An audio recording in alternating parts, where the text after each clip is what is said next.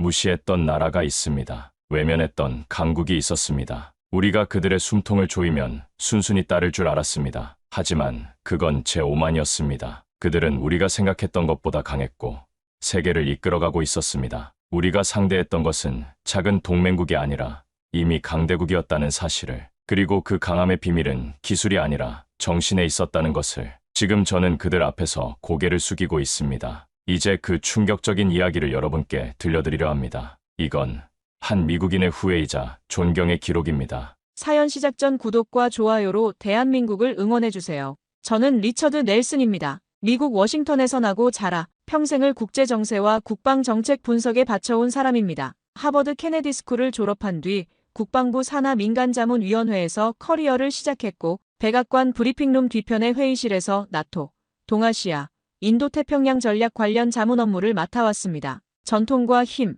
그리고 질서를 중시하는 워싱턴의 분위기 속에서 저는 미국이 설계하고 세계는 따라온다는 사고에 젖어 살았습니다. 솔직히 그건 제게 신념이기도 했습니다. 저는 그 신념 속에서 한국이라는 나라를 바라봤습니다. 기술은 뛰어나지만 규모는 작고, 경제는 탄탄하지만 구조적으로 수출 의존적인 전략적 가치보다는 실용적 이익이 앞서는 동맹국. 그게 제가 2025년 봄까지 가지고 있던 대한민국에 대한 인식이었습니다. 그 시기 미국은 다시 트럼프 대통령이 집권하면서 세계 각국과의 외교 방식을 재조정하고 있었습니다. 미국의 이익을 중심으로 동맹을 재구성하라. 그것이 행정부의 기조였고, 저 역시 그 방향에 따라 동맹 국별 대응 전략을 수립하는 팀에 배치되었습니다. 저는 한국 전략의 초안을 맡았습니다. 제가 처음 제안한 핵심은 이랬습니다. 주한미군 감축 가능성을 비공식적으로 흘리며 한국 측의 GDP의 5% 수준까지 국방비 분담을 요구합니다. 동시에 철강 반도체 자동차에 대해 25% 관세를 부과하겠다는 입장을 명확히 하십시오. 한국은 결국 미국에 의존하고 있기 때문에 타협할 수밖에 없습니다. 당시 회의실 안은 조용했습니다. 누군가는 너무 강경한 접근이 아니냐고 했지만 저는 흔들리지 않았습니다. 한국은 군사적으로도 경제적으로도 아직 독립된 전략을 갖지 못한 나라입니다. 대신 가능한 협상 대상인 일본, 폴란드, 대만 등 다른 우방국과의 협력 노선을 열어놓는 것이 더 현실적입니다. 그 말에 고위 관료들은 고개를 끄덕였습니다. 그렇게 한국 압박 전략은 실행에 들어갔고, 저의 이름은 다시금 미국 내 안보경제정책 자문 인물 중 하나로 언론에 오르내리기 시작했습니다. 기분이 나쁘지 않았습니다. 그땐 말이죠. 저는 제 판단이 맞다고 믿었으니까요. 며칠 후 실제로 한국에 대한 압박이 시작되었습니다. 방위비 분담금 대폭 증액 요구, 주요 산업에 대한 고율 관세 예고, 그리고 주한미군 재배치 검토 발표까지. 저는 이 모든 조치들이 계획대로 진행되는 것을 지켜보며 만족감을 느꼈습니다. 이제 한국이 어떤 반응을 보이는지 지켜보기만 하면 됩니다. 저는 동료들에게 그렇게 말했습니다. 분명 강하게 항의하겠지만 결국은 협상 테이블에 나올 수밖에 없을 겁니다. 그들에게는 다른 선택지가 없으니까요. 하지만 불과 몇 달 뒤, 저는 그 확신이 얼마나 무지했는지를 인정할 수밖에 없었습니다. 그리고 지금 이 순간 서울을 향하는 비행기 안에서 저는 조용히 고개를 숙이고 있습니다. 당시의 저처럼 한국을 얕본 이들이 지금 어떤 대가를 치르고 있는지, 그리고 한국이라는 나라가 어떻게 세계를 바꾸고 있는지, 그 모든 것을 저는 직접 경험했습니다. 2025년 미국 워싱턴은 다시 분주해졌습니다. 대통령이 두 번째 임기를 시작하면서 백악관 내부 분위기는 훨씬 더 단호하고 때로는 공격적으로 바뀌어 있었습니다. 우리는 더 이상 세계의 ATM이 아니다라는 대통령의 발언이 반복되었고, 그것은 곧 동맹국들을 향한 구조조정의 신호탄이었습니다. 저는 인도태평양 전략 동맹 재편이라는 이름의 프로젝트에 참여하게 되었고, 그 안에서 가장 핵심적인 작업이 바로 한국을 다루는 것이었습니다. 우리는 분석했습니다. 한국의 GDP, 무역구조, 국방비 지출, 주한미군 의존도, 대미 수출 비중, 정치적 지형까지. 그 자료들을 들여다보며 저는 다시 한번 확신했습니다. 이 나라는 결국 미국 없이는 버틸 수 없다. 그렇게 우리는 세 가지 방향을 설정했습니다. 첫째, 한국의 방위비 분담금으로 GDP의 5% 수준, 즉 약 100조 원 가까운 금액을 요구한다. 둘째, 한국산 철강, 반도체, 전기차, 배터리에 대해 25%의 고율 관세를 적용하겠다고 발표한다. 셋째, 주한미군 감축서를 의도적으로 언론에 흘려 한국의 여론과 시장을 압박한다. 저는 이 전략이 전혀 무리라고 생각하지 않았습니다. 오히려 너무 늦은 감이 있다고 여겼습니다. 한국은 그동안 미국의 방어 우산 아래 비교적 안정된 성장을 이루어왔고, 경제도 미국 시장에 깊이 의존해 있습니다. 관세나 방위비 조정은 당연한 조정이라 여겼죠. 당시 제가 작성한 메모에는 이런 문장이 남아 있습니다. 한국은 협상력이 약하다. 기술은 있으나 독자 생존이 어렵고 외교적으로도 미국의 틀 안에서 움직인다. 강하게 밀면 반드시 반응한다. 그런 판단 아래 우리 팀은 대통령 브리핑에 들어갔습니다. 저는 직접 발표 자료를 넘기며 말했습니다. 한국은 반발하겠지만 결국 우리의 군사력과 시장 접근성을 포기할 수 없습니다. 일부 산업 타격을 감수하더라도 결국 타협점을 찾게 되어 있습니다. 회의실 안은 조용했고 대통령은 고개를 끄덕였습니다. 그리고 곧바로 백악관은 성명을 발표했습니다. 한국은 스스로를 방어할 능력을 키워야 하며 미국의 산업을 해치는 관세 혜택은 재검토될 것이다. 그날 밤 저는 소셜미디어에서 한국 방위비라는 해시태그가 미국 내에서 퍼지는 걸 지켜보았습니다. 그리고 며칠 뒤 실제로 한국산 제품에 대한 고율 관세와 방위비 증액 요청이 공식화되었습니다. 기세가 오른 우리는 심지어 한국이 거부한다면 폴란드나 대만 같은 우방국으로 생산 라인을 옮기면 된다는 내부 발언을 공개석상에서 언급하기도 했습니다. 저는 확신에 차 있었습니다. 한국 정부는 분명 당황할 것이고 언론과 여론은 시끄러워질 것이며 결국 협상 테이블로 나와 우리가 원하는 조건을 수용할 것이라고 믿었습니다. 그것이 지금까지 미국이 동맹국들을 대하는 방식이었고 한국이라고 예외일 이유는 없다고 생각했습니다. 며칠 후 한국 정부의 공식 반응이 나왔습니다. 예상대로 강한 유감 표명과 재검토 요구가 있었습니다. 저는 동료들에게 말했습니다. 이제 시작입니다. 며칠 더 압박을 가하면 그들도 현실을 인정하게 될 겁니다. 그땐 정말 그렇게 믿었습니다. 한국은 거센 항의를 하겠지만 결국 우리 뜻에 따를 수밖에 없을 거라고요. 그런데 한국은 예상 밖의 선택을 하기 시작했습니다. 한국은 예상대로 항의했습니다. 언론을 통해 불만을 표명했고 경제부처와 국방부는 미국 측에 외교적 반응을 보냈습니다. 하지만 그 반응은 어디까지나 예상된 절차였습니다. 저를 포함한 미국 내 정책 담당자들은 이 모든 흐름을 통제 가능한 범주로 여겼습니다. 우리는 고위급 협상 일정을 잡으며 내부적으로는 한국은 곧 수용하게 될 것이라는 전제 아래 후속 압박 조치를 준비했습니다. 그런데 사흘 뒤 SK하이닉스가 전격 발표한 한 문장이 제 마음을 무겁게 만들었습니다. HBM3 전량, 중국 및 유럽 기업과 10년 장기 공급 계약 체결 완료. 그리고 곧 이어 삼성전자가 유럽연합의 나노 공정 반도체 공급 계약을 맺었다는 소식이 전해졌습니다. 이건 단순한 대응이 아니었습니다. 명확한 전략적 반격이었습니다. 저는 내부 보고서에 코멘트를 달았습니다. 한국이 자산을 무기로 반격하고 있습니다. 그러나 결국 미국은 반도체에서 절대적 공급망을 형성 중이므로 이탈은 제한적일 것입니다. 그러나 며칠 후 저희가 그렇게 믿었던 미국의 엔비디아가 오히려 한국에 손을 내밀었습니다. HBM 공급 부족으로 생산 차질을 겪던 엔비디아가 SK하이닉스와의 장기 계약을 최종 체결한 것이었습니다. 그날 아침 저는 사무실 책상 위에 놓인 월스트리트 저널 지면을 바라보며 멍하니 앉아 있었습니다. 일면에 적혀있던 제목은 이랬습니다. 한국 반도체, 미국과 세계의 심장되다. 상황은 더욱 급박하게 돌아갔습니다. 관세로 압박했던 자동차 산업에서도 반전이 일어났습니다. 현대차와 기아는 미국 내 조지아 엘라베마 공장에 60억 달러를 추가 투자하겠다고 발표했고 LG에너지솔루션과 SK온은 오하이오와 켄터키 공장의 생산량을 늘리며 테슬라, GM의 배터리를 공급했습니다. 결과적으로 2025년 1분기 한국의 대미 수출은 오히려 5.2% 증가했고 저희 내부에서는 어디서 틀어진 건가? 라는 자문이 돌기 시작했습니다. 더 충격적인 것은 방산 분야였습니다. 우리가 다른 우방국으로 갈아타겠다고 압박한 바로 그 시점에 한국은 폴란드, 노르웨이, 호주와 연이어 방산 계약을 체결했습니다. K9 자주포, K2 전차, FA50 경공격기가 유럽과 오세아니아 시장을 휩쓸기 시작했습니다. 그리고 결정적인 순간은 그해 9월 폴란드 바르샤바에서 벌어졌습니다. 저는 로키드 마틴과 보잉의 고위 간부들과 함께 폴란드 국방부를 방문했습니다. 우리의 목표는 미제 무기 추가 도입 계약을 체결하는 것이었습니다. 그러나 회의 시작 10분 만에 폴란드 측 대표가 이런 발표를 했습니다. K9 자주포, K2 전차, FA50 경공격기 모두 한국과 계약을 완료했습니다. 성능과 납기, 가격 모든 면에서 한국이 최적이었습니다. 그 말이 떨어지는 순간 회의장 안 공기가 싸늘해졌습니다. 저는 문득 깨달았습니다. 우리가 압박이라고 여겼던 것이 한국에게는 독립의 계기가 되고 있었던 겁니다. 그날 밤 저는 호텔방 침대에 누워 천장을 바라보며 긴 한숨을 내쉬었습니다. 이건 단순한 반발이 아닙니다.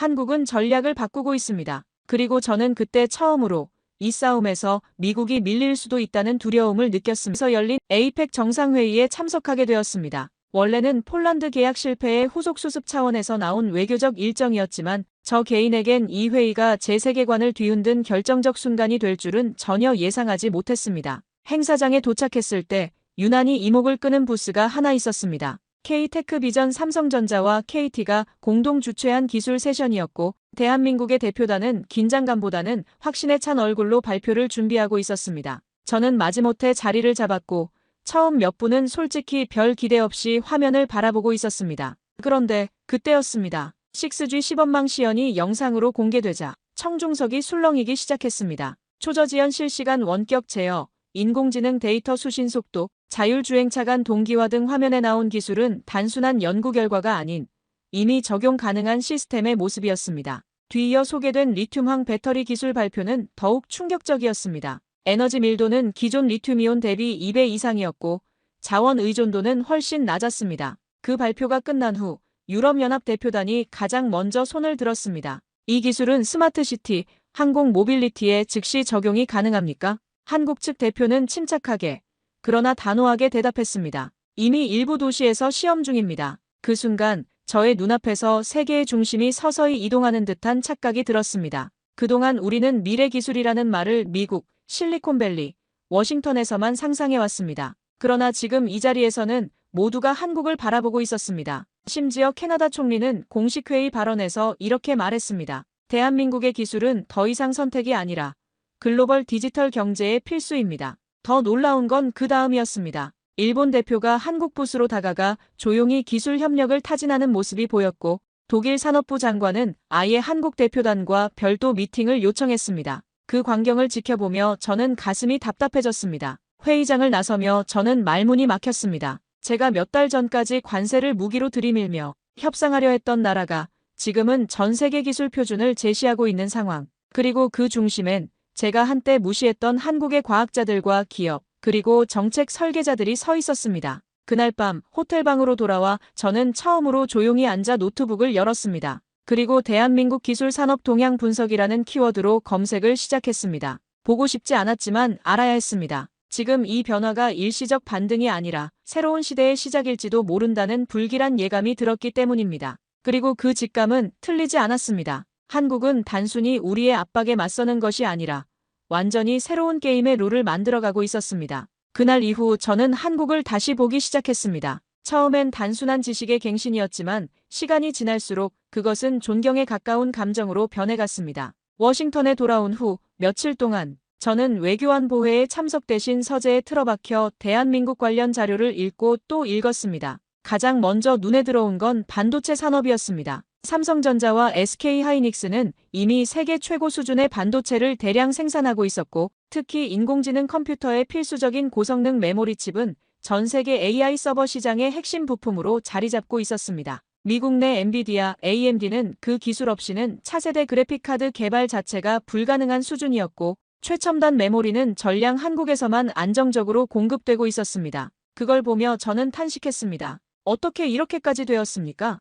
우리가 밀려난 건가요?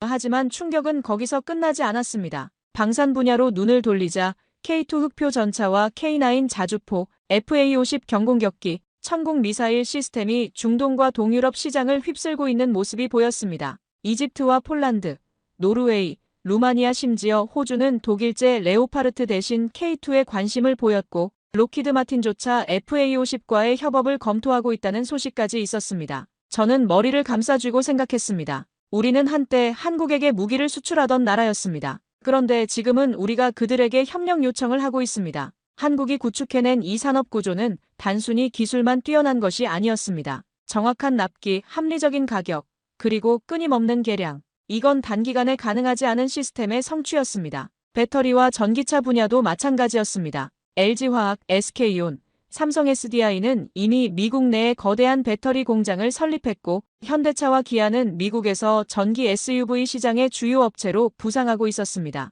관세라는 장벽을 현지 공장 건설로 뛰어넘고 오히려 미국 산업의 핵심 축으로 스며든 모습은 제게 신선한 충격이었습니다. 그리고 마지막, 그 어떤 기술보다 저를 무너뜨린 건 바로 한류였습니다. 넷플릭스에서 한국 드라마는 연일 미국 시청률 1위를 기록했고 K-팝 가수들은 여전히 전 세계 공연장을 가득 메우고 있었습니다. 어느 날 제 조카가 말했습니다. 삼촌, 한국어 배우면 나중에 진짜 유리할 것 같아요. 그 나라 요즘 대단하잖아요. 그 순간 저는 더 이상 말을 잇지 못했습니다. 몇 달 전까지 관세를 더 올리자고 주장했던 나라. 그들이 빠져도 세계는 계속 돌아간다고 단언했던 그 나라가 지금은 산업, 기술, 문화 모든 면에서 우리와 대등하거나 오히려 앞서 나가고 있었습니다. 그리고 저는 처음으로 스스로에게 물었습니다. 지금까지 내가 얼마나 오만했는가? 이 나라는 언제부터 이렇게 단단해졌던 걸까? 데이터는 거짓말하지 않았습니다. 한국은 우리가 압박할 때마다 더 강해졌고 우리가 등을 돌릴 때마다 세계와 더 가까워졌습니다. 그들이 만든 것은 단순한 반격이 아니라 완전히 새로운 질서였습니다. 며칠을 고민했습니다. 정말 많은 보고서를 읽었고 데이터와 수치를 다시 확인했습니다. 그 모든 사실이 명확하게 말해주고 있었습니다. 한국은 결코 작은 동맹국이 아니었습니다. 그들은 이미 시스템을 갖춘 강국이었고 기술과 경제, 국방과 문화까지 어느 하나 뒤처지는 부분이 없는 진정한 전략국가였습니다. 그 사실을 인정하는 데까지는 시간이 걸리지 않았습니다. 하지만 문제는 그 다음이었습니다. 이제 와서 내가 무슨 말을 할 수 있을까? 그들에게 손을 내민다고 받아줄까? 그 질문이 마음을 무겁게 눌렀습니다. 특히 괴로웠던 건 제가 한국을 압박하는 전략을 설계할 때 느꼈던 그 확신이었습니다. 그때 저는 정말로 한국이 미국 없이는 버틸 수 없다고 믿었습니다. 그들의 기술력을 과소평가했고 그들의 의지를 무시했으며 그들의 가능성을 보지 못했습니다. 그 오만함이 지금 와서 부끄러웠습니다. 어느 날 밤 저는 오랫동안 망설이다가 이메일을 썼습니다. 수신이는 서울 주재 대한민국 대사관의 경제 담당 참사관. 제가 과거 여러 회의에서 마주쳤던 인물이었습니다. 메일을 쓰는 손끝이 떨렸습니다. 저는 머뭇거리다 결국 단순하고도 진심 어린 문장으로 시작했습니다. 저는 이제 협력자가 되고 싶습니다. 그 문장을 쓰고 나니 숨이 턱 막혔습니다. 몇 번이고 지우려다 결국은 그대로 전송 버튼을 눌렀습니다. 돌이켜보면 그날 밤이 제 인생의 또 하나의 전환점이었습니다. 며칠 후 답장이 왔습니다. 예의 바르고 간결하며 무엇보다 따뜻한 문장이었습니다. 우리는 언제나 진심을 환영합니다.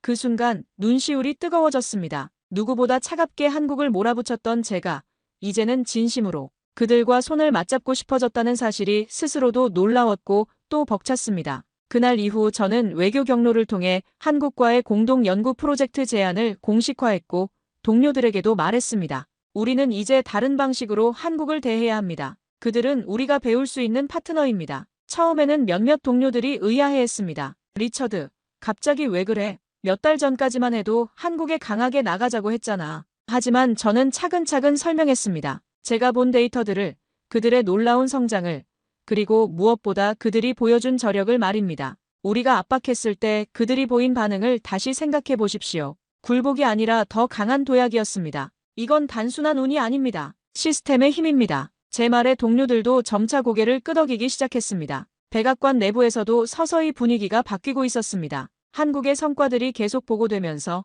이제는 아무도 한국을 작은 동맹국이라고 부르지 않았습니다. 대신 전략적 파트너, 핵심 협력국이라는 표현들이 회의에서 자주 들렸습니다. 그리고 저는 깨달았습니다. 진정한 강국이란 힘으로 누르는 나라가 아니라 존경받는 나라라는 것을. 한국이 바로 그런 나라가 되어가고 있었고 우리는 이제 그 사실을 인정해야 할 때가 되었습니다. 그 이후로 많은 것이 달라졌습니다. 백악관 내부에서도 분위기가 바뀌기 시작했습니다. 처음에는 몇몇 보좌관들만 조용히 한국의 기술 데이터를 다시 요청하더니 어느새 국가안보회의 안건에 한국과의 전략적 재조정이라는 항목이 오르기 시작했습니다. 철강, 반도체, 배터리에 부과되었던 25% 고율 관세는 15%로 완화되었고 2026년 주한미군 감축 검토안은 백지화되었습니다. 국방부와 국무부는 공동으로 한국과의 군수기술 협력 확대 방안을 마련했고 록히드 마틴과 보잉, 레이시온도 잇따라 한국 방산기업과의 공동개발 회담을 요청하기 시작했습니다.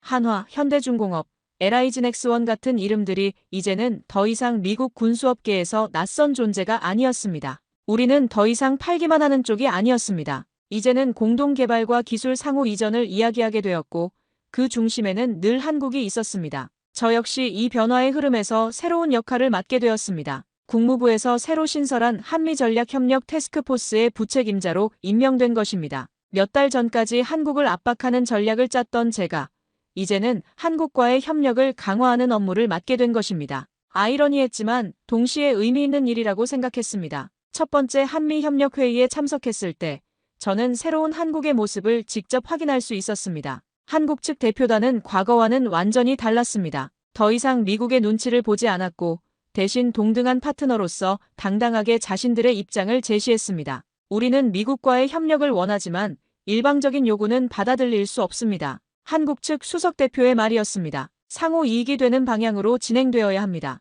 그 말에 저는 고개를 끄덕일 수밖에 없었습니다. 이제 한국은 더 이상 약한 동맹국이 아니었습니다. 그리고 그 흐름은 경제뿐만이 아니었습니다. 한류 콘텐츠는 미국 젊은 층을 중심으로 주류가 되었고 한국어를 배우는 대학 강좌 수는 사상 최대치를 기록했습니다. 제가 일하던 전략국제문제연구소에서도 한국 전략인식 보고서가 새롭게 발간되었고 제목은 이랬습니다. 한국 더 이상 동맹국이 아닌 동등한 전략 파트너. 저는 이제 변화를 두려워하지 않게 되었습니다. 오히려 그 변화 속에서 진심을 배우게 되었습니다. 그리고 그 진심이란 단어 속에 저는 대한민국이라는 이름을 조심스레 담기 시작했습니다. 한국은 우리에게 중요한 교훈을 주었습니다. 진정한 힘은 다른 나라를 누르는 데서 나오는 것이 아니라 함께 성장할 수 있는 파트너를 만드는 데서 나온다는 것을, 그리고 그런 파트너십의 중심에 한국이 서 있다는 사실을 이제는 누구도 부정할 수 없었습니다. 한국의 놀라운 반격을 목격한 후 저는 조용히 제자리에서 변화하기 시작했습니다.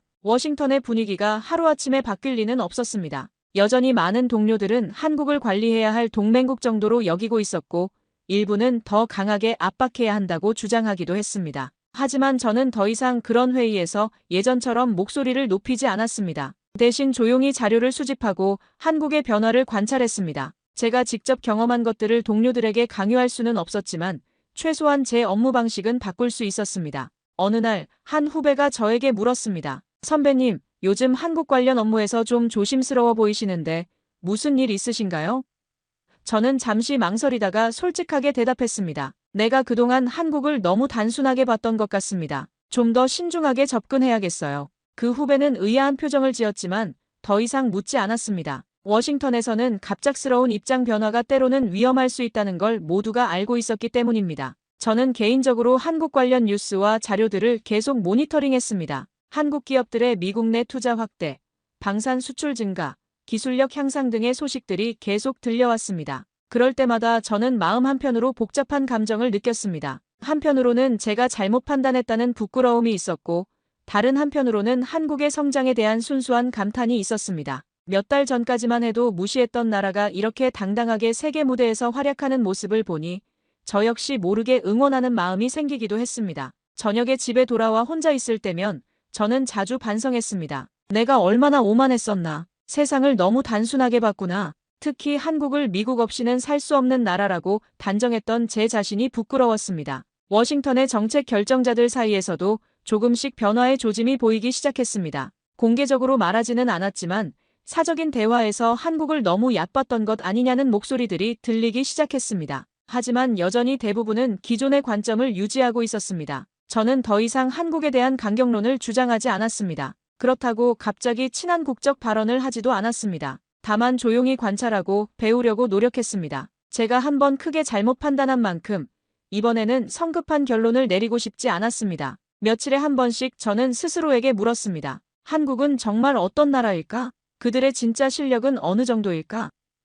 그 질문에 대한 답을 찾기 위해 저는 계속해서 공부하고 있었습니다. 그리고 그 과정에서 조금씩 한국에 대한 존경심이 자라나고 있음을 느꼈습니다. 몇 달이 더 흘렀습니다. 저는 여전히 같은 사무실에서 같은 업무를 하고 있었지만 마음가짐은 완전히 달라져 있었습니다. 한국 관련 보고서를 작성할 때마다 저는 과거와는 다른 관점으로 접근하게 되었습니다. 예전에는 어떻게 한국을 압박할 것인가에 초점을 맞췄다면 이제는 한국의 진짜 실력은 무엇인가를 파악하려고 했습니다. 그 과정에서 저는 많은 것들을 새롭게 발견할 수 있었습니다. 한국의 반도체 기술이 이미 세계 최고 수준에 도달해 있다는 것, 그들의 방산업체들이 유럽과 중동에서 미국 기업들과 당당히 경쟁하고 있다는 것, 그리고 한류가 단순한 문화 수출을 넘어 소프트 파워의 핵심이 되고 있다는 것까지, 이런 정보들을 정리하면서 저는 점점 더 깊은 감탄을 느끼게 되었습니다. 한국은 정말로 작은 나라가 맞았습니다. 하지만 그 작은 나라가 만들어낸 결과물들은 결코 작지 않았습니다.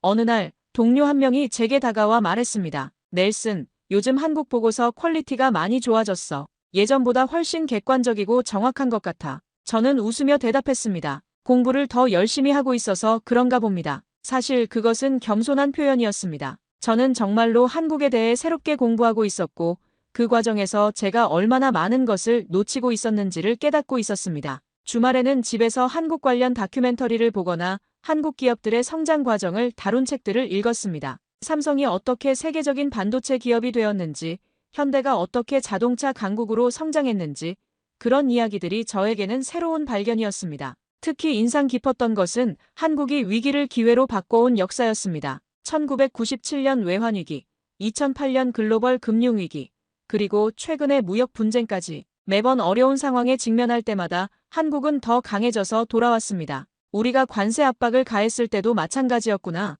저는 혼자 중얼거렸습니다. 그들에게는 이런 시련을 극복해온 경험이 있었던 거야. 저는 점점 더 한국에 대해 알고 싶어졌습니다. 그들이 어떤 사고방식을 가지고 있는지, 어떤 가치관으로 나라를 운영하는지, 그런 것들이 궁금했습니다. 하지만 워싱턴에서는 그런 깊이 있는 이해보다는 표면적인 이해관계에만 관심을 갖는 경우가 많았습니다. 어느 날 밤, 저는 오랫동안 망설이다가 개인 이메일을 하나 보냈습니다. 한국의 한 싱크탱크에 근무하는 연구원에게 보낸 것이었습니다. 내용은 간단했습니다. 한국의 성장 동력에 대해 더 자세히 알고 싶습니다. 객관적인 관점에서 조언해 주실 수 있을까요? 며칠 후 정중한 답장이 왔습니다. 언제든 환영합니다. 상호 이해를 높이는 것이 중요하다고 생각합니다. 그 짧은 답장에서도 저는 한국인들의 성숙함을 느낄 수 있었습니다. 과거 제가 그들을 압박했던 것에 대한 원망 대신 미래지향적인 협력 의지를 보여주는 것 같았습니다. 그날 밤 저는 오랫동안 생각에 잠겼습니다. 이제 저는 한국을 경쟁 상대나 관리 대상이 아닌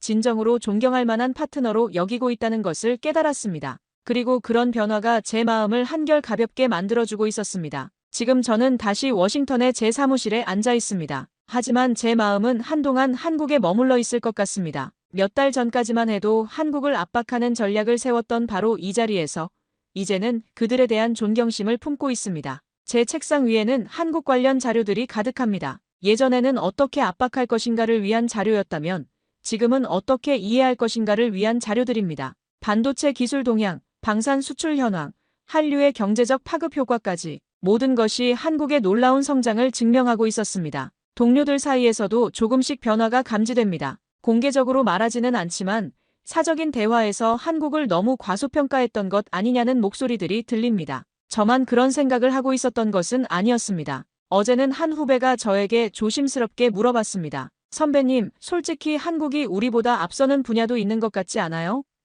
저는 고개를 끄덕이며 답했습니다. 그런 분야들이 점점 늘어나고 있습니다. 우리도 인정할 건 인정해야죠. 그 후배는 안도하는 표정을 지었습니다. 아마 저와 비슷한 생각을 하고 있었지만 혼자서만 그런 생각을 한다고 여겼던 모양입니다. 워싱턴에서는 기존의 관점에 도전하는 것이 쉽지 않은 일이니까요. 저는 이제 한국 관련 업무를 할 때마다 다른 마음가짐을 갖게 되었습니다. 과거에는 우리가 어떻게 주도권을 잡을 것인가에만 관심이 있었다면 이제는 어떻게 상호 이익이 되는 관계를 만들 것인가를 고민합니다. 한국은 더 이상 작지만 성실한 나라가 아닙니다. 그들은 위기를 기회로 바꿀 줄 아는 민족이고 기술과 정신, 문화와 경제력 모든 면에서 세계 수준의 국가입니다. 제가 몇 달 전까지 그런 사실을 보지 못했다는 것이 지금도 부끄럽습니다. 며칠 전 저는 개인적으로 한국학 서적 하나를 주문했습니다. 한국의 역사와 문화, 그리고 현대적 성취에 대한 종합적인 분석서였습니다. 업무상 필요해서가 아니라 순수한 호기심에서였습니다. 저는 정말로 한국을 이해하고 싶었습니다. 그 책을 읽으면서 저는 많은 것을 배웠습니다. 한국인들의 끈기와 교육열, 빠른 적응력과 혁신 정신, 그리고 무엇보다 포기하지 않는 의지력, 이런 것들이 결합되어 오늘날의 한국을 만들어낸 것 같았습니다. 저는 한때 그들을 얕봤고 무시했습니다. 하지만 이제 저는 그 누구보다도 그들의 잠재력을 믿습니다. 아니, 이제는 잠재력이 아닙니다. 이미 현실이 된 그들의 실력을 인정합니다. 집에 돌아가는 길에 저는 자주 생각합니다. 앞으로 미국과 한국의 관계는 어떻게 될까? 저는 확신합니다. 과거와 같은 일방적인 관계는 더 이상 불가능하다는 것을, 이제는 진정한 파트너십이 필요한 시대라는 것을, 그리고 그런 변화 속에서 저 역시 더 나은 정책 전문가가 되고 싶습니다. 오만하지 않고 편견에 사로잡히지 않으며 객관적으로 현실을 바라볼 수 있는 사람으로 말입니다. 한국이 제게 준 가장 큰 선물은 바로 이런 겸손함이었습니다. 세상에는 우리가 모르는 것이 너무 많고 우리가 과소평가하고 있는 나라들이 너무 많다는 깨달음이었습니다. 제 인생에서 가장 어려웠던 인정이 결국은 가장 값진 배움이 되었습니다. 그리고 그 배움의 중심에는 대한민국이라는 이름이 있습니다. 한국이 정말 그렇게 대단해요? 미국 하버드 대학교의 한 강의실. 여기 도저히 믿을 수 없다는 표정으로 교수님을 바라보고 있는 한 여학생이 있습니다. 그녀의 눈에는 의심과 놀라움, 그리고 어딘가 모를 흥분마저 보입니다. 그런 그녀의 주변에 앉은 동양인 남학생은 서로 상반된 표정으로 그녀를 바라보고 있는데요. 이 강의실에서 도대체 무슨 일이 있었던 걸까요? 오늘의 사연 지금 시작합니다. 안녕하세요. 저는 뉴욕대학교 경제학과 3학년에 재학 중인 소피아예요. 23살의 평범한 대학생이에요. 제 아빠는 토박이 미국인이고 엄마만 한국인이세요. 뉴욕의 빅애플 한가운데서 자란 저에게 한국은 그저 머나먼 나라였어요. 엄마가 가끔 우리나라라고 부르는 그곳 말이에요. 저는 농담 반 진담 반으로 엄마 우리나라는 미국 아니에요? 라고 되받아치곤 했죠. 엄마의 한숨 소리가 아직도 귓가에 맴돌아요. 제 일상은 완전히 뉴요커 그 자체였어요. 아침엔 센트럴파크에서 조깅을, 점심은 타임스퀘어 근처 비스트로에서, 저녁엔 브로드웨이 뮤지컬을 보는 시기였죠. 한국, 그저 김치와 불고기의 나라일 뿐이었어요. 소피아, 넌 정말 한국에 대해 아무것도 모르는구나. 엄마의 질타가 일상이었죠. 네, 맞아요. 저는 한글을 읽을 줄도 몰랐고 태극기가 어떻게 생겼는지도 가물가물했어요. 에이, 괜찮아요. 어차피 살 곳은 여기 뉴욕인걸요? 라고 대충 넘기곤 했죠. 가끔 엄마는 외할머니, 외할아버지를 만나러 한국에 가자고 하셨어요. 하지만 저는 항상 핑계를 대며 거절했죠. 엄마, 나 이번 주말에 친구들이랑 약속 있어요. 레포트 준비해야 해요. 라고요. 사실은 그냥 친구들과 파티하는 게 더 즐거웠거든요. 한 번은 엄마가 한국 드라마를 보자고 하셨어요. 억지로 한 편을 봤는데 재미는 있었지만 뭔가 현실성이 떨어진다는 생각이 들었어요. 특히 밤늦게 주인공들이 아무렇지 않게 거리를 활보하는 장면을 보고 의아했죠. 엄마, 이게 정말 현실적인가요? 밤에 저렇게 돌아다니는 게 한국에서 가능한 거예요? 제 질문에 엄마는 한국의 실제 생활이 그렇다고 설명하셨어요. 하지만 저는 엄마가 고향이니까 좋게 말씀하시는 거라고 생각했죠. 솔직히 한국 드라마가 너무 과장되어 있다는 인상을 받았고, 그래서 한국을 현실을 왜곡하는 나라로 여기기 시작했어요. 엄마의 설명을 들었지만 저는 그저 고개를 끄덕이고 말았어요. 속으로는 엄마가 한국을 너무 미워하시는 거 아닐까? 라는 생각이 들었거든요. 그래서 한국 드라마는 한 번 보고 말았답니다. 설날이나 추석 되면 엄마는 한복을 입으라고 하셨어요. 하지만 저는 항상 투정 부렸죠. 엄마, 이거 너무 불편해요. 그냥 평소처럼 입을래요. 엄마의 실망한 표정이 지금도 기억나요. 고등학교 졸업이 다가올 무렵 저는 진로에 대해 깊이 고민하기 시작했어요. 사실 특별히 관심 있는 분야가 없어서 막막하기도 했죠. 하지만 그때 문득 깨달았어요. 제가 어릴 때부터 자연스럽게 관심을 가져온 것이 있다는 걸요. 바로 경제와 돈이었어요. 아빠가 월스트리트에서 펀드 매니저로 일하시는 덕분에 저는 어릴 때부터 경제 개념과 돈의 중요성을 배워왔거든요. 아빠가 주식시장 그래프를 보면서 소피아, 이게 바로 세상의 움직임이야 라고 설명해 주시던 모습이 아직도 선명히 기억나요. 그때마다 아빠가 정말 멋있어 보였죠. 이런 환경 덕분에 저는 자연스럽게 경제에 관심을 갖게 되었고 결국 대학에서 경제학을 전공하기로 결심했어요. 아빠처럼 세상의 움직임을 읽는 사람이 되고 싶었거든요. 그렇게 저는 경제학과에 진학하게 되었답니다. 세계 경제의 흐름을 이해하고 언젠가는 아빠처럼 월스트리트에서 일하고 싶었거든요. 친구들이 연예인 포스터를 방에 붙일 때 저는 경제 전문가들의 책을 모으고 있었어요. 이런 저를 보고 친구들은 별종이라고 했죠. 그러던 어느 날 제가 존경하는 교수님의 동아시아 경제 발전 강의에서 흥미로운 주제가 나왔어요. 여러분, 오늘은 특별한 이야기를 해볼까 합니다. 바로 한국의 이야기죠. 교수님의 눈이 반짝였어요. 그 순간 저도 모르게 귀가 쫑긋 섰죠. 교수님은 계속해서 설명하셨어요. 한국의 경제 성장은 기적 같은 일이었습니다. 전 세계에서 유례를 찾아보기 힘든 빠른 발전을 이루어냈죠. 저는 고개를 갸웃거렸어요. 한국이 그렇게 대단하다고? 속으로 생각했죠. 사실 그때까지 저는 한국의 경제에 대해 별로 아는 게 없었거든요. 엄마의 고향이라는 것 외에는 그저 평범한 아시아 국가 중 하나라고만 생각했었어요. 그날 이후로 제 인생이 180도 바뀌기 시작했어요. 한국에 대해 알고 싶어졌거든요. 그런데 이게 웬걸 알면 알수록 더 모르겠는 거예요. 한국은 정말 복잡한 나라더라고요. 게다가 수업에서 만난 일본 유학생 아키라와의 갈등, 한국계 미국인 마이클과의 의견 충돌, 제 정체성에 대한 혼란까지 겪게 됐죠. 그렇게 저는 한국에 대해 그리고 제 자신에 대해 다시 한번 생각해보게 되었어요. 이전에는 상상도 못했던 일들이 제 앞에 펼쳐지기 시작했죠. 한국이라는 나라 그리고 제 뿌리에 대한 고민을 하게 되었습니다. 교수님의 그 한마디가 저의 세계관을 완전히 뒤집어 놓았던 거죠. 교수님의 동아시아 경제 발전 강의를 평소와 다를 것 없는 수업이라고 생각했죠. 제 생각이 얼마나 틀렸는지 그때는 알지 못했습니다. 강의실에 들어서자 여느 때와 같은 광경이 펼쳐졌어요. 노트북을 펴는 소리, 커피를 마시는 소리, 그리고 조용한 웅성거림. 저는 평소처럼 뒷자리에 앉았죠. 그때만 해도 이 강의가 제게 이렇게 큰 영향을 미칠 줄은 꿈에도 몰랐어요. 교수님은 먼저 일본 이야기부터 시작하셨어요. 제2차 세계대전 후 폐허가 된 일본이 어떻게 세계 2위 경제대국이 되었는지 설명하셨죠. 옆자리에 아키라가 뿌듯해하는 표정이 눈에 들어왔어요. 아키라는 일본에서 온 유학생인데 평소엔 말이 별로 없는 조용한 학생이에요. 그런데 일본 얘기만 나오면 눈빛이 달라지고 약간 자만하는 듯한 모습을 보이곤 했죠. 이날도 그랬어요. 이어서 중국 이야기가 나왔어요. 1978년 개혁 개방 이후 중국의 폭발적인 성장에 대한 설명이었죠. 중국 유학생들이 고개를 끄덕이는 모습이 보였어요. 그런데 갑자기 교수님의 목소리가 달라졌어요. 흥분된 듯한 그리고 기대에 찬 목소리로 말씀하셨죠. 하지만 여러분, 진정한 경제 기적은 따로 있습니다. 바로 한국입니다. 순간 강의실이 술렁거렸어요.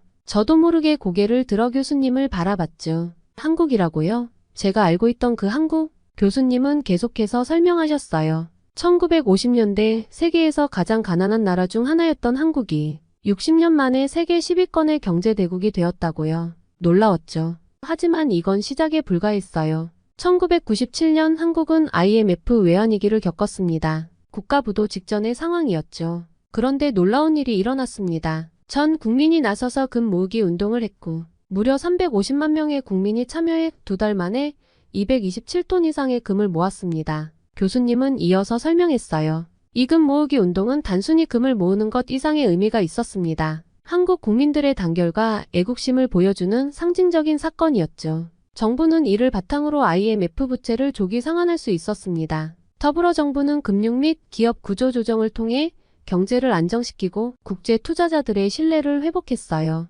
특히 재벌개혁과 금융 투명성 강화가 주요 요소였죠. 그 결과 IMF 위기 이후 2년 만에 한국은 GDP 성장률이 10%를 넘는 빠른 회복을 이루었고 2001년에는 IMF 대출을 모두 상환할 수 있었습니다. 세상에 정말 그런 일이 있었다니. 저는 그제서야 제가 얼마나 한국에 대해 무지했는지 깨달았어요. 내 뿌리인 나라에 대해 이렇게 아무것도 몰랐다니 부끄러웠죠. 교수님은 이어서 2007년 태양기름 유출 사고 이야기를 들려주셨어요. 2007년 12월 태안 앞바다에서 대형 유조선 사고로 기름 유출 사고가 발생했습니다. 전문가들은 복구에 최소 10년은 걸릴 거라고 예측했죠. 그런데 놀라운 일이 일어났습니다. 단 1년 만에 대부분의 피해가 복구되었어요. 어떻게 가능했을까요? 교수님은 잠시 우리의 반응을 살피더니 계속 말씀하셨어요. 무려 123만 명 이상의 자원봉사자들이 기름 제거 작업에 참여했습니다. 국민들의 자발적인 참여로 이뤄진 일이었죠. 정부 환경단체 지역 주민들이 힘을 합쳐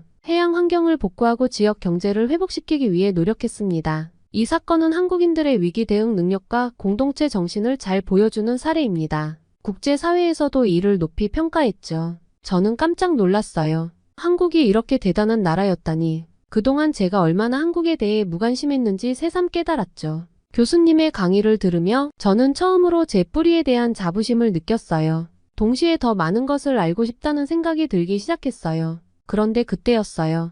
갑자기 한 중국인 학생이 손을 들고 말했어요. 교수님, 죄송하지만 그건 사실과 많이 다릅니다. IMF 위기의 진짜 원인은 한국 국민들의 무분별한 과소비와 사치 때문이에요. 한국인들은 명품에 미쳐서 정신을 못 차리고 있었다고 들었어요. 월급의 몇 배나 되는 돈을 옷과 가방에 쓰고 외제차를 사느라 빚더미에 올랐다고요. 게다가 세금은 제대로 내지 않고 탈세하기 바빴죠.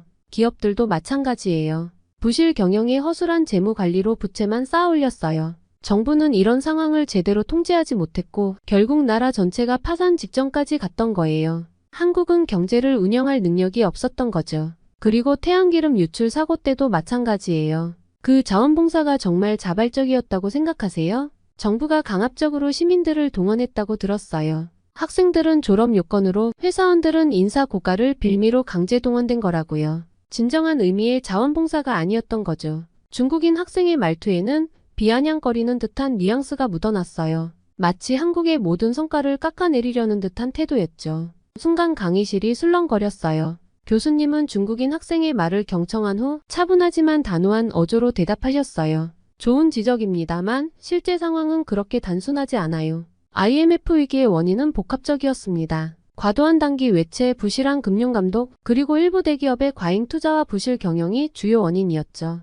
하지만 여기서 주목해야 할 점은 위기 극복 과정에서 보여준 한국인들의 특별한 정신입니다. 한국인들은 오히려 절약 정신이 매우 뛰어납니다. 아껴 쓰고 저축하라는 말은 한국인들의 삶의 철학과도 같아요. 실제로 IMF 위기 당시 한국의 가계 저축률은 세계 최고 수준이었습니다. 더 중요한 것은 한국인들의 공동체 정신입니다. 농경사회 때부터 콩 한쪽도 나눠 먹는다는 속담이 있을 정도로 서로 돕고 나누는 상부상조의 정신이 깊이 뿌리 내려져 있죠. 이웃을 가족처럼 생각하는 이 특별한 정신이 바로 위기 극복의 원동력이 되었습니다. 그리고 한국인들만의 특별한 정이라는 것이 있습니다. 이 정은 단순한 감정을 넘어서는 깊은 유대감과 배려, 그리고 희생정신을 포함하는 복합적인 개념이에요. 태양기름 유출 사고 때 보여준 자발적인 봉사 정신도 바로 이 정이라는 것에서 비롯된 것입니다. 123만 명이 넘는 사람들이 자발적으로 해변으로 달려가 기름을 닦았습니다. 이는 강제나 의무가 아닌 순수한 시민의식과 애국심의 발로였죠.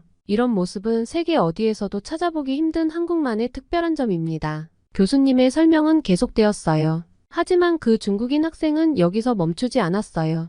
뜬금없이 한국 문화의 독창성에 대해서도 의문을 제기했죠. 한복, 김치, 심지어 부채춤까지 모두 중국에서 유래했다고 주장했어요. 교수님은 한국 문화의 독창성에 대해 명확히 답변하셨어요. 문화의 교류와 영향은 자연스러운 현상입니다. 하지만 한국은 외부의 영향을 받아들이면서도 그것을 한국만의 독특한 방식으로 재해석하고 발전시켰어요. 한복, 김치, 부채춤 등은 모두 한국의 정서와 미의식이 깊이 반영된 고유한 문화입니다. 최근의 K-팝, K-드라마, 한국 영화의 세계적 인기도 이런 한국 문화의 독창성과 창의성을 잘 보여주는 예라고 할 수 있겠죠. 이때 뒤에서 한 목소리가 들렸어요. 한국계 미국인 학생인 마이클이었죠. 교수님, 제가 좀 덧붙여도 될까요? 한국의 독창성은 전통문화뿐만 아니라 현대 기술에서도 나타납니다. 예를 들어 한국의 세계 최초 5G 상용화나 반도체 기술, 그리고 배터리 기술 등은 세계를 선도하고 있어요. 이런 혁신성도 한국 문화의 한 부분이라고 생각합니다.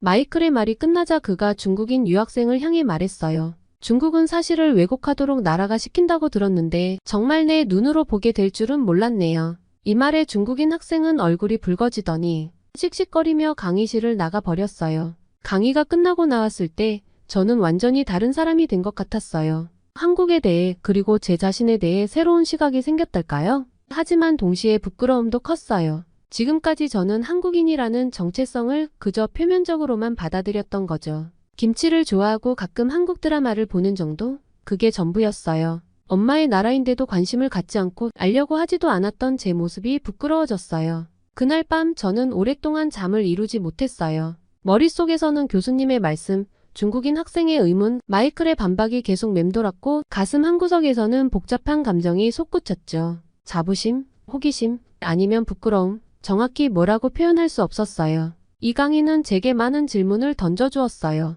한국에 대해, 그리고 제 자신에 대해 더 알고 싶어졌죠. 그동안 무관심했던 제 뿌리에 대해 진지하게 생각해보게 되었고 앞으로는 한국에 대해 더 열심히 공부해야겠다고 다짐했어요. 이 작은 깨달음이 제 인생에 어떤 변화를 가져올지 그때는 전혀 예상하지 못했답니다. 덩컨 교수님의 강의 이후 저는 한국에 대해 더 알고 싶어졌어요. 그래서 도서관에 가서 한국 경제에 대한 책을 몇 권 빌렸고 인터넷 검색도 하고 심지어 엄마에게도 물어봤죠. 알게 된 사실들은 정말 놀라웠어요. IMF 외환위기에 대해 자세히 알게 됐어요. 1997년 한국 경제는 거의 파산 직전이었대요. 국가 부도라니 상상도 할 수 없었죠. 그때 한국은 국제통화기금 IMF에서 약 200억 달러를 빌렸다고 해요. 엄마는 그 시절을 직접 겪으셨대요. 회사들이 무너지고 실업자가 넘쳐났다고 해요. 그런데 더 놀라운 건 그 돈을 갚는 과정이었어요. 보통 IMF에서 돈을 빌린 나라들은 대부분 갚지 못하고 경제가 더 어려워진대요. 하지만 한국은 달랐어요.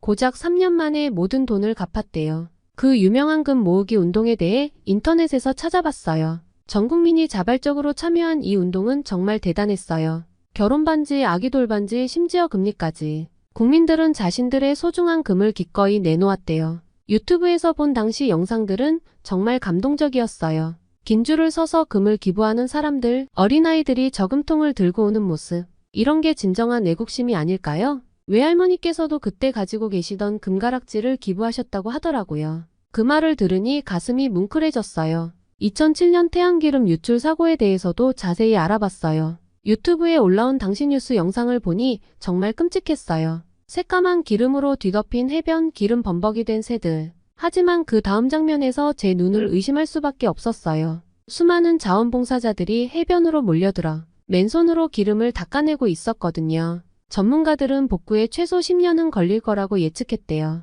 하지만 놀랍게도 단 1년 만에 대부분의 피해가 복구됐어요. 123만 명의 자원봉사자들이 태안으로 몰려들었대요. 손으로 직접 기름을 닦아내고 해변을 청소하고 피해 주민들을 돕고 그들의 모습을 보니 정말 존경스러웠어요. 이게 바로 한국인의 힘이구나 싶었죠. 이 모든 걸 알게 되면서 저는 점점 더 한국인이라는 사실이 자랑스러워졌어요. 동시에 부끄러움도 느꼈죠. 왜 이제서야 이런 것들을 알게 됐을까 하는 생각이 들었거든요. 엄마에게 물어보니 외할머니와 외할아버지 회사에서도 금 모으기 운동에 참여하셨대요. 태안 사고 때는 멀어서 직접 가지는 못했지만 성금은 보내셨다고 하시더라고요. 그 말을 들으니 외할머니, 외할아버지 그리고 엄마가 더욱 자랑스러워졌어요. 계속해서 책을 읽고 영상을 보고 기사를 찾아봤어요. 한국의 역사, 문화 그리고 현대 사회에 대해 공부했죠. 알면 알수록 더 알고 싶어졌어요. 한국에 대해 더 알아갈수록 저는 수업 시간에 더 적극적으로 참여하게 됐어요.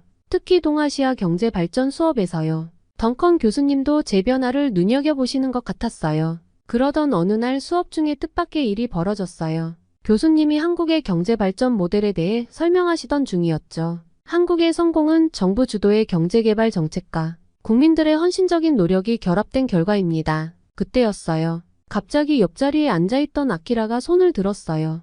교수님, 저는 그 의견에 동의할 수 없습니다. 순간 강의실이 조용해졌어요. 모두의 시선이 아키라에게 쏠렸죠. 한국의 경제 발전은 전적으로 일본 덕분입니다. 일본의 식민 지배가 없었다면 한국은 지금도 후진국에 불과했을 거예요. 일본이 한국의 근대화의 기틀을 마련해주고 기술과 자본을 제공했기 때문에 한국이 발전할 수 있었던 겁니다. 저는 깜짝 놀랐어요. 그동안 배운 내용과는 너무나 다른 주장이었거든요. 게다가 아키라의 말투에는 뭔가 거만함이 느껴졌어요. 교수님은 잠시 침묵하셨다가 단호하게 대답하셨어요. 아키라 군, 그건 매우 편향된 시각이에요. 역사적 사실을 제대로 이해하지 못한 주장입니다. 일제강점기 동안 한국은 심각한 착취를 당했어요. 식민 지배가 근대화에 도움이 되었다는 주장은 역사를 왜곡하는 것이죠. 하지만 아키라는 여전히 불만스러운 표정이었어요. 그리고 수업이 끝난 후 저에게 다가왔죠. 소피야, 너도 한국계잖아. 너는 어떻게 생각해? 순간 당황스러웠어요. 제가 뭘 안다고 대답을 할 수 있을까요? 하지만 왠지 물러서고 싶지 않았어요. 나도 아직 공부 중이야. 하지만 한국의 발전은 한국인들의 노력 덕분이라고 생각해. 아키라의 얼굴이 일그러졌어요. 넌 편견에 사로잡혀 있어. 한국은 일본의 식민 지배 덕분에 근대화된 거야. 그리고 지금도 일본의 기술을 훔쳐 발전하고 있잖아. 심지어 한국 문화도 대부분 일본 것을 베낀 거라고. 저는 화가 났어요. 하지만 동시에 무력감도 느꼈죠. 아키라의 말에 제대로 반박할 만한 지식이 없었거든요. 그때 뒤에서 목소리가 들렸어요. 그건 완전히 잘못된 주장이야, 아키라. 고개를 돌리니 마이클이 서 있었어요. 한국계 미국인 학생이죠. 한국은 일제강점기에 심각한 착취를 당했어. 그리고 해방 이후에도 전쟁의 폐허를 딛고 스스로의 힘으로 일어섰지. 지금 한국의 기술력은 세계 최고 수준이야. 오히려 일본이 따라오지 못하는 분야도 많아. 아키라와 마이클 사이에 팽팽한 긴장감이 감돌았어요. 저는 그저 서서 지켜볼 수밖에 없었죠. 그날 이후로 수업 분위기가 달라졌어요. 한국에 대한 이야기가 나올 때마다 아키라는 비꼬는 듯한 발언을 했고 마이클은 그때마다 반박했죠. 저는 그 사이에서 갈등했어요. 한편으로는 마이클의 말에 동의했지만 다른 한편으로는 확신이 서지 않았거든요. 내가 과연 한국인의 입장에서 말할 자격이 있을까? 이런 고민 속에서 저는 더욱 열심히 공부하기 시작했어요. 한국의 역사, 특히 일제강점기와 그 이후의 발전 과정에 대해 깊이 파고들었죠. 그리고 점점 더 분명해졌어요. 한국의 발전은 결코 우연이 아니었다는 것. 한국인들의 끈기와 노력, 그리고 뛰어난 전략이 있었기에 가능했던 거라고요. 하지만 동시에 더 큰 혼란도 찾아왔어요. 내가 한국인으로서 자부심을 느끼는 게 맞는 걸까? 아니면 그저 객관적인 입장에서 바라봐야 하는 걸까? 이런 고민 속에서 저는 점점 더 제 정체성에 대해 고민하게 됐어요. 그리고 그 고민은 점점 더 커져갔습니다. 게다가 아키라와 마이클의 대립은 점점 더 심해졌어요. 수업 시간마다 둘의 논쟁을 듣는 게 일상이 됐죠. 처음에는 불편했지만 점점 흥미롭게 느껴지기 시작했어요. 어느 날 덩컨 교수님이 한국의 기술 발전에 대해 이야기하셨어요. 삼성, 현대, LG 같은 기업들의 성장 과정을 설명해 주셨죠. 그러자 아키라가 또 손을 들었어요. 교수님, 그 기업들이 일본 기업들의 기술을 모방했다는 점은 언급하지 않으시네요. 한국 기업들은 여전히 일본의 기술력을 따라가기 바쁘잖아요. 이번에는 제가 먼저 나섰어요. 아키라, 그건 옛날 얘기야. 지금은 상황이 완전히 달라졌어. 한국 기업들이 많은 분야에서 세계를 선도하고 있잖아. 아키라가 비웃듯이 말했어요. 정말 그렇게 생각해? 예전부터 우리 파나소닉이나 소니가 최고였지. 그건 변하지 않았을 거야. 그때 마이클이 덧붙였죠. 아키라, 넌 현실을 제대로 모르는 것 같아. 지금은 삼성과 LG가 세계 가전제품 시장을 장악하고 있어. TV 시장 점유율을 봐. 삼성과 LG가 1, 2위를 다투고 있잖아. 일본 브랜드들은 찾아보기 힘들 정도야. 아키라가 반박했어요. 그래, TV는 인정할게. 하지만 다른 분야는 어때? 카메라나 자동차 같은 건? 이번엔 제가 말했어요. 자동차도 현대와 기아가 세계 시장에서 엄청난 성장을 보이고 있어. 특히 전기차 분야에서는 테슬라 다음으로 현대차 그룹이 주목받고 있지. 일본 자동차 회사들은 오히려 뒤처지고 있다고 해. 마이클이 덧붙였어요. 반도체 시장은 어때? 삼성이 인텔을 제치고 세계 1위 자리를 차지했잖아. 메모리 반도체는 말할 것도 없고. 배터리 기술에서도 한국 기업들이 세계를 주도하고 있어. 논쟁은 점점 더 격렬해졌어요. 저는 중간에서 어쩔 줄 몰라 했지만 동시에 제 안에서 뭔가가 달라지고 있다는 걸 느꼈죠. 그날 밤 저는 인터넷에서 한국과 일본의 기술 수준을 비교하는 자료들을 찾아봤어요. 놀랍게도 많은 분야에서 한국이 일본을 앞서고 있더라고요. 특히 반도체, 디스플레이, 배터리 기술에서요. 심지어 조선업에서도 한국이 세계 1위를 차지하고 있었어요. 다음 날 저는 용기를 내어 아키라에게 말을 걸었어요. 어제 조사해봤는데 실제로 한국이 많은 분야에서 기술적 우위에 있더라. 이건 부정할 수 없는 사실이야. 아키라는 잠시 당황한 듯 했지만 이내 말했어요. 그래, 인정할게. 하지만 그건 최근의 일이고 원천 기술은 여전히 일본이 앞서 있어. 저는 더 설명하려 했지만 아키라는 듣지 않으려 했어요. 그때 마이클이 다가와 말했죠. 소피아, 잘했어. 중요한 건 사실에 기반해서 이야기하는 거야. 아키라처럼 편견에 사로잡히면 발전할 수 없어. 마이클의 말에 용기를 얻었어요. 하지만 동시에 부끄러웠죠. 왜 진작 이렇게 하지 못했을까 하고요. 그 후로 저는 더 적극적으로 수업에 참여하기 시작했어요. 단순히 감정적으로 대응하는 게 아니라 사실과 데이터를 바탕으로 의견을 제시하려고 노력했죠. 하지만 여전히 마음 한구석이 불편했어요. 내가 과연 한국을 대변할 자격이 있을까? 난 한국에서 태어나지도 자라지도 않았는데. 이런 고민을 하던 중 우연히 한국 역사 동아리 포스터를 보게 됐어요. 망설이다가 용기를 내어 가입했죠. 동아리에서 만난 한국계 학생들은 저와는 달리 한국어도 유창하고 한국 문화에 대해서도 잘 알고 있었어요. 처음에는 위축됐지만 그들은 오히려 제가 한국에 관심을 갖게 된 것을 반겼어요. 소피아, 넌 오히려 객관적인 시각으로 한국을 볼 수 있어서 좋겠다. 그리고 내가 찾은 자료들은 우리도 몰랐던 것들이 많아. 함께 배워가자. 이 말에 큰 위로를 받았어요. 그래, 한국인이 된다는 게 꼭 완벽할 필요는 없구나. 지금처럼 배우고 이해하려 노력하는 것, 그것 자체로 의미 있는 거였어. 그렇게 조금씩 자신감을 얻어갔어요. 하지만 여전히 풀리지 않는 의문들이 있었죠. 그리고 그 의문들은 곧 더 큰 도전으로 이어지게 되었어요. 한국 역사 동아리 활동을 하면서 저는 점점 더 한국에 대해 애착을 갖게 됐어요. 하지만 동시에 더 많은 의문도 생겼죠. 어느 날 동아리에서 한일 관계에 대한 토론회가 열렸어요. 위안부 문제, 독도 영유권 분쟁 등 민감한 주제들이 다뤄졌죠. 토론이 끝나고 나오는데 아키라가 저를 기다리고 있더라고요. 소피아, 너희 동아리 토론회 재미있었어? 뭔가 비꼬는 듯한 말투였어요.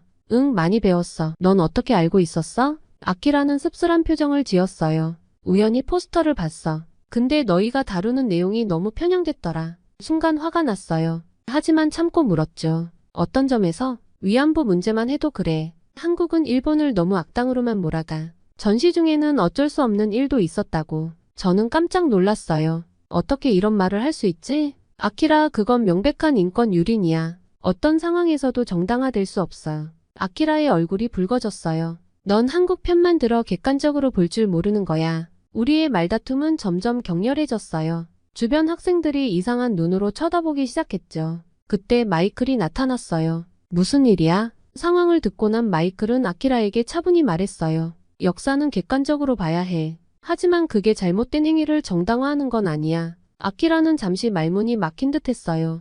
그러다 너희들은 다 편견에 사로잡혀 있어. 라고 소리치고는 가버렸죠. 그날 밤 저는 잠을 이루지 못했어요. 아키라와의 논쟁이 계속 머릿속을 맴돌았거든요. 한편으로는 제가 맞다고 확신했지만 다른 한편으로는 불안했어요. 혹시 내가 정말로 편견에 사로잡힌 건 아닐까? 다음날 저는 도서관에 가서 한일 관계에 대한 책들을 찾아봤어요. 양국의 역사학자들이 쓴 책들을 비교해 읽어보기도 했죠. 놀랍게도 같은 사건을 두고도 너무나 다른 해석이 있다는 걸 알게 됐어요. 이 과정에서 저는 중요한 걸 깨달았어요. 역사는 단순히 사실의 나열이 아니라 해석의 문제라는 거죠. 하지만 동시에 객관적인 사실과 도덕적 판단을 구분해야 한다는 것도 알게 됐어요. 며칠 후 수업 시간에 덩컨 교수님이 동아시아의 역사 갈등에 대해 다루셨어요. 역사 문제는 매우 민감한 주제입니다. 하지만 우리는 이를 피하지 말고 오히려 더 깊이 들여다봐야 해요. 교수님의 말씀에 고개를 끄덕였어요. 수업을 끝내고 나오는데 마이클이 다가왔어요. 소피야, 요즘 많이 고민하는 것 같아 보여. 저는 솔직히 제 생각을 털어놨어요. 한국에 대해 더 알게 될수록 오히려 더 혼란스러워진다고요. 마이클은 잠시 생각하더니 말했어요. 그건 당연해. 넌 지금 정체성의 위기를 겪고 있는 거야. 하지만 그게 나쁜 게 아니야. 오히려 성장의 기회일 수 있어. 그의 말에 위로를 받았어요. 하지만 여전히 마음 한구석이 불편했죠. 근데 마이클, 난 가끔 내가 한국을 대변할 자격이 있는지 모르겠어. 난 한국에서 태어나지도 자라지도 않았잖아. 마이클은 미소 지으며 말했어요. 소피야, 중요한 건 내가 어디서 태어났는지가 아니야. 내가 얼마나 한국을 이해하려 노력하는지, 그리고 얼마나 한국을 사랑하는지가 중요한 거야. 그의 말에 큰 용기를 얻었어요. 그래, 완벽할 필요는 없어. 그저 계속 배우고 이해하려 노력하면 돼. 마이클과의 대화 이후 저는 더욱 열심히 한국에 대해 공부했어요. 책을 읽고 다큐멘터리를 보고 한국 뉴스도 챙겨봤죠. 심지어 한국어 공부도 시작했어요. 그러던 어느 날 한국 커뮤니티 센터에서 자원봉사를 하게 됐어요. 그곳에서 만난 한국 할머니들은 정말 다정하셨어요. 서툰 제 한국어에도 아이고 잘한다 하며 칭찬해 주셨죠. 할머니들과 이야기를 나누면서 저는 생생한 한국 역사를 들을 수 있었어요. 한국전쟁 때의 이야기, 어려웠던 시절을 이겨낸 이야기들. 책에서 읽은 것보다 훨씬 실감나고 감동적이었죠. 특히 김 할머니의 이야기가 기억에 남아요. 할머니는 IMF 외환위기 때 금 모으기 운동에 참여하셨대요. 그때 우리 모두 힘들었어. 나라가 어려우니까 다들 힘을 모았지. 나도 결혼 반지를 냈어. 평생을 끼고 있던 거였는데. 하지만 후회는 없어. 우리나라가 잘 될 수 있다면 그 정도쯤이야. 할머니의 말씀에 저는 눈물이 났어요. 이게 바로 진정한 애국심이구나 싶었죠. 이런 경험들을 통해 저는 점점 한국의 실제 모습을 알아가게 됐어요. 책에서 읽은 내용들이 현실에서 어떻게 나타나는지, 그리고 그것이 사람들의 삶에 어떤 영향을 미치는지 이해하게 된 거죠. 하지만 여전히 풀리지 않는 의문들이 있었어요. 왜 한국과 일본의 관계는 이렇게 복잡한 걸까? 왜 역사 문제는 쉽게 해결되지 않는 걸까? 이런 고민 속에서 저는 덩컨 교수님을 찾아가기로 했어요. 객관적인 시각으로 이 문제를 바라볼 수 있는 분이라고 생각했거든요. 덩컨 교수님과의 면담은 제게 큰 깨달음을 주었어요. 교수님은 제 이야기를 끝까지 들어주신 후 이렇게 말씀하셨죠. 소피야, 내가 겪고 있는 고민은 매우 자연스러운 거야. 사실 이런 고민을 하는 것 자체가 내가 성장하고 있다는 증거지. 교수님은 역사 문제에 대해 이렇게 조언해 주셨어요. 역사는 항상 해석의 문제가 있어. 하지만 그렇다고 모든 해석이 동등한 가치를 갖는 건 아니야. 우리는 객관적 사실을 바탕으로, 그리고 보편적 인권과 정의의 관점에서 역사를 바라봐야 해. 그리고 제 정체성 고민에 대해서는 이렇게 말씀하셨죠. 내가 한국계 미국인이라는 사실은 약점이 아니라 강점이 될 수 있어. 넌 두 문화를 모두 이해할 수 있는 특별한 위치에 있거든. 이를 통해 더 넓은 시각을 가질 수 있지. 교수님의 말씀을 들으니 제 마음속에 있던 갈등이 조금씩 풀리는 것 같았어요. 생각해보면 제가 완벽한 한국인이 아니라고 해도 달라지는 건 없었어요. 제가 한국계 미국인으로서 가진 특별한 시각, 그것 자체가 가치 있는 거예요. 면담을 마치고 나오면서 저는 처음으로 제 정체성에 대해 자부심을 느꼈어요. 한국인도 미국인도 아닌 한국계 미국인으로서의 자부심이요. 그리고 결심했어요. 앞으로도 계속해서 한국에 대해 배우고 이해하고 사랑할 거예요. 동시에 제가 자란 미국 문화도 소중히 여기면서요. 그리고 이 두 문화 사이에서 다리 역할을 할 수 있는 사람이 되고 싶어요. 이제 저는 더 이상 제 뿌리에 대해 혼란스러워하지 않아요. 오히려 제 독특한 배경을 자랑스럽게 여기게 됐죠. 이게 바로 제가 찾은 진정한 자부심이에요. 지금 저는 한국학을 부전공으로 선택했어요. 한국어 실력도 많이 늘었고 한국 문화 동아리 회장도 맡게 됐죠. 아키라와의 갈등, 아직도 가끔 있어요. 하지만 이제는 감정적으로 대응하지 않아요. 대신 사실에 기반한 대화를 하려고 노력하죠. 그리고 제게 새로운 꿈이 생겼어요. 미국과 한국 나아가 동아시아 국가들 사이의 이해를 돕는 외교관이 되는 거예요. 아직 갈 길이 멀지만 이제 제가 가야 할 방향은 분명해요. 그 충격적인 강의 이후 제 인생은 완전히 달라졌어요. 한국의 경제 기적에 대해 들었던 그 순간 마치 제 안에 숨어있던 뿌리가 깨어난 것 같았죠. 그날 이후 한국에 대해 더 깊이 알고 싶어졌고 그 과정에서 엄마와 외할머니, 외할아버지를 더 잘 이해하게 됐어요. 이제는 제가 오히려 엄마를 졸라서 한국에 자주 가려고 해요. 외할머니, 외할아버지께서 들려주시는 한국 이야기는 그 어떤 역사책보다 생생하고 흥미로워요. 실제로 한국에 가보니 밤에도 안전하게 다닐 수 있을 만큼 치안이 뛰어나더라고요. K-팝 가수들의 노래는 정말 중독적이에요. K-드라마는 또 어떻고요? 한번 보기 시작하면 밤새도록 보게 될 정도로 재미있어요. 이제는 엄마보다 제가 더 한국 드라마에 빠져있을 정도예요. 이런 저를 보며 엄마가 싱긋 웃으세요. 예전에는 서로 이해하지 못했던 부분들이 이제는 우리를 더 가깝게 만들어주는 것 같아요. 엄마와의 관계가 더 돈독해져서 정말 행복해요. 이제 저는 제 정체성을 찾았어요. 더 이상 흔들리지 않아요. 제가 한국인이라는 사실이 자랑스러워요. 물론 미국에서 태어나고 자랐지만 그건 제가 두 문화의 장점을 모두 가질 수 있다는 의미이기도 하니까요. 오늘은 미국에서 태어나고 자란 한국계 미국인 소피아가 자신의 뿌리를 새롭게 발견하고 한국의 눈부신 경제 성장과 이를 가능하게 한 한국인들의 뛰어난 역량, 그리고 세계 속에서의 한국의 위상을 다시 한번 확인하게 해주는 사연이었습니다. 오늘 사연을 재미있게 들으셨다면 구독과 좋아요 눌러주시고 주변의 많은 분들에게 공유해주세요. 사연자분에게 응원과 격려의 말씀들을 댓글로 남겨주세요.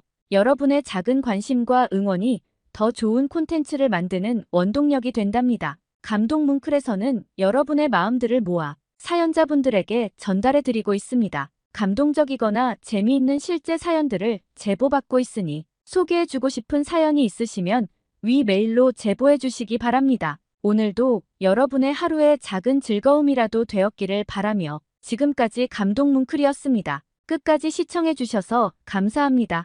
다음에 더 좋은 영상으로 찾아뵙겠습니다.